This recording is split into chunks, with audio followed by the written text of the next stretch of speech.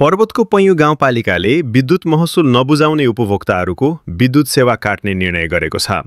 गाउँपालिकाको निर्णय अनुसार महसुल नबुझाउने उपभोक्ताहरूको विद्युत सेवा काटिनुका साथै उपभोक्ताहरूको नामावली समेत सार्वजनिक गर्ने गाउँपालिकाले जनाएको छ।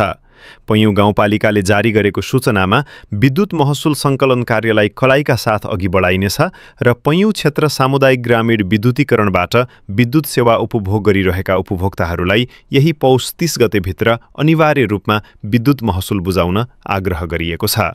हाल पैयुँ गाउँपालिका वडा नम्बर 2, 3, 4, 5, 6 र 7 मा पैयुँ क्षेत्र सामुदायिक ग्रामीण विद्युतीकरण मार्फत विद्युत सेवा उपभोग गरिरहेका उपभोक्ताहरू रहेका छन्। ती उपभोक्ताहरूले हालसम्मको बक्यौता रकम तथा चालु महसुल समेत गरी सम्पूर्ण विद्युत शुल्क पौष 30 गतेभित्र बुझाइसक्नुपर्ने गाउँपालिकाले जनाएको छ।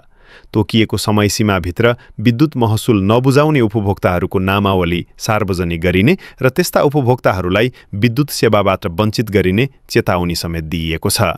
विद्युत सेवा निरन्तर, व्यवस्थित र प्रभावकारी बनाउन सबै उपभोक्ताले समयमै महसुल बुझाउनु पर्नेमा गाउँपालिकाले जोड दिएको छ।